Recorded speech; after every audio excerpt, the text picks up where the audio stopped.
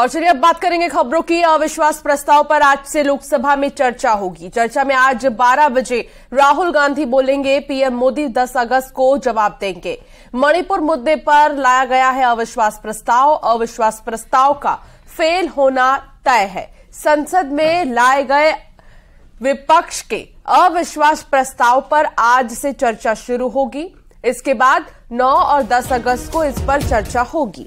10 अगस्त को प्रधानमंत्री नरेंद्र मोदी इस पर जवाब देंगे। उसके बाद इस प्रस्ताव पर मतदान होगा। राहुल गांधी आज लोकसभा में 12 बजे अविश्वास प्रस्ताव पर कांग्रेस की तरफ से बोलेंगे। विपक्षी दलों के गठबंधन की ओर से सदन के नियम 198 के तहत मणिपुर मुद्दे पर अविश्वास प्रस्ताव लाया गया है। 26 जुलाई को कांग्रेस सांसद गौरव गोगोई ने लोकसभा सचिवालय में अविश्वास प्रस्ताव लाने के लिए लोकसभा अध्यक्ष ओम बिरला को संबोधित करते हुए एक नोटिस दिया था।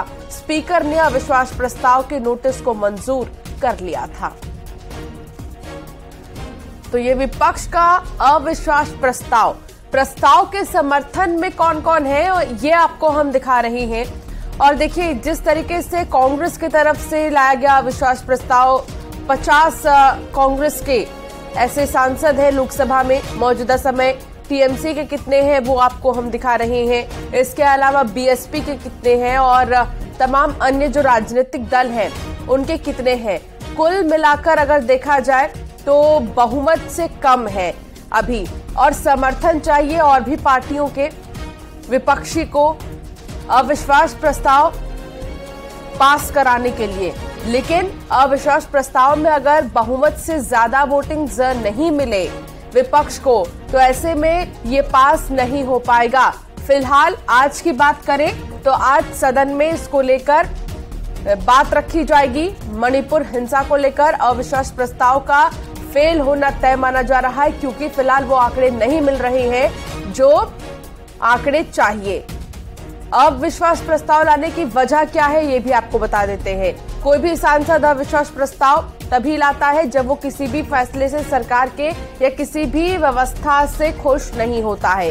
अविश्वास प्रस्ताव के 10 दिन के अंदर चर्चा बहुत जरूरी है। सरकार के मुखिया होने के नाते पीएम इसका जवाब देते हैं। चर्चा के बाद अविश्वास प्रस्ताव पर वोटिंग होती है। अविश्वास प्रस्ताव के पक्ष में ज्यादा वोट मिलते हैं तो ये प्रस्ताव पास हो जाता है। और इसके साथ ही अविश्वास प्रस्ताव पर 50 अन्य सांसदों का समर्थन भी जरूरी होता है।